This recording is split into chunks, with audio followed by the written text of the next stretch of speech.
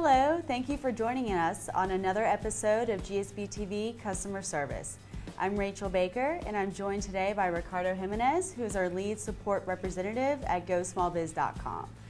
Today, we just want to go over with you some quick tips that we feel like are really good and informative ways for you as a small business owner to train yourself and your staff to help improve your customer service.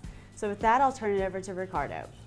Hello everyone. I would just like to say that I've been doing customer service for about 7 years, and I've encountered a lot of situations, and one of the things that will make your company stand out as a business owner is the level of customer service that you provide to your clients. It's vital for you to have customer service if you want your company to withstand.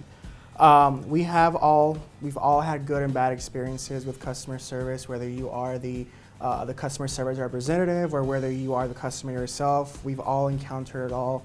And I'm a firm believer that customer service can either make or break your company. So it's something that's vital to have.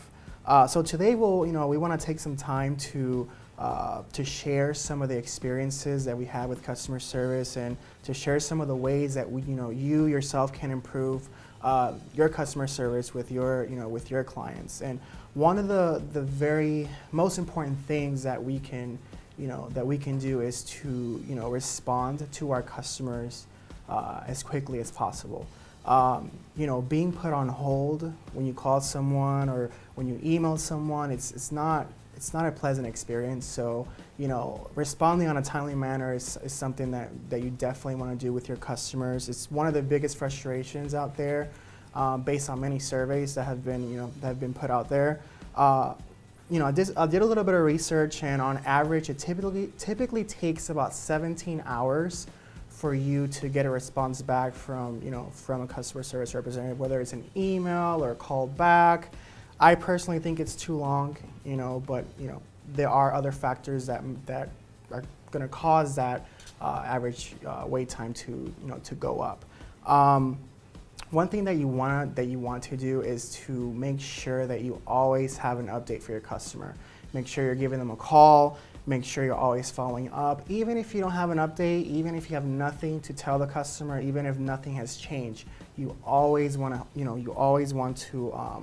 give the customer an update. Call them, email them, just say something so they can feel that they're being taken care of, and things are being taken care of. Yes, I think, and that's exactly what Ricardo does a great job here at Go Small Biz. Sometimes you might have a sophisticated database to where you can keep track of all your outstanding customer issues, or maybe not. So in the case with Ricardo, his system is Post-it notes. So every time he talks to a customer, he writes a new Post-it note and he has them up, and at the end of the day, he makes sure that each Post-it note has a check mark by it. So even if there's not a resolution, he sends an email or calls that customer and says, hey, I haven't forgotten about you. Just want to let you know that we're still working on your issue. And I'm telling you what, even though there hasn't been a resolution, him just making that phone call makes all the difference in the world. And that leads us to our next tip, which is knowing your customer. It's all about personalization.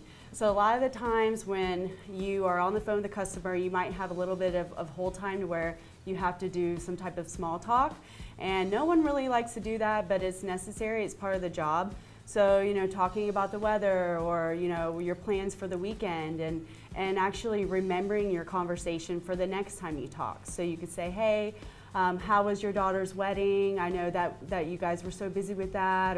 Or last time we talked to you, it was snowing up there, you had 10 feet. Is it warming up? Or, things like that, to where the customer actually, notices that you remember, and having that personal touch makes all the difference in the world. So whether you have the Post-it note or you have it in your system, referencing back those personal details is huge. Definitely, especially when you're talking to a customer and they say they're going to go on a vacation. It's definitely just follow up with a customer. Just tell them, hey, how was your last time we spoke? You told me you were going to go on vacation. How was your vacation? Just personalize the call so you can remember the customer. So next time they call, you have you kind of have something to talk about with them. With that being said, a lot of the time, not a lot of the times, but sometimes, things happen. Things are going to happen. Mistakes are going to happen. You might get an order wrong, or you might ship something somewhere else you're not supposed to. I personally have been, that has happened to me. I've had to get a phone shipped to my house. Unfortunately, it wasn't shipped to my house. It was shipped somewhere else. So I was without a phone for 3 or 4 days, which is a huge inconvenience. With that being said, when things like that happen, it's imperative for you to go the extra mile, because you want to keep the customer. You want for the customer to stay, with your company. You want the customer to say good things about your company. So it's good to go the extra mile. It's good to, to give them incentives. So if for some reason you messed up the order, or you shipped it somewhere else, or the service for some reason has been bad, offer them a free month, or waive their shipping fees, or whatever you got to do to keep the customer. By all means, do it.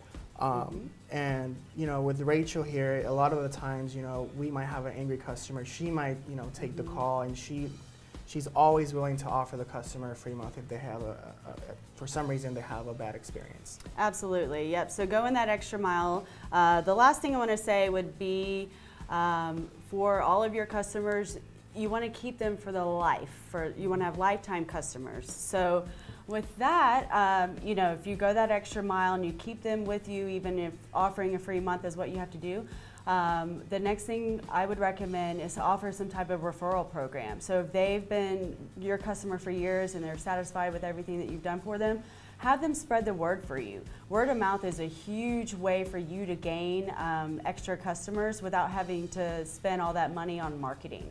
So you can offer, hey, if you refer some of your colleagues, some of your friends over to us, we'll offer you a discount on your next month's membership or something like that. So, keeping your customers for life and having some type of referral program in place is another great way to get more customers. And just to recap for today's customer service quick tips: respond as quickly as you can, know your customer, have that personalization. Make sure that you fix your mistakes, go the extra mile, and think long term. Thanks so much for joining Ricardo and I today, and we'll see you next time.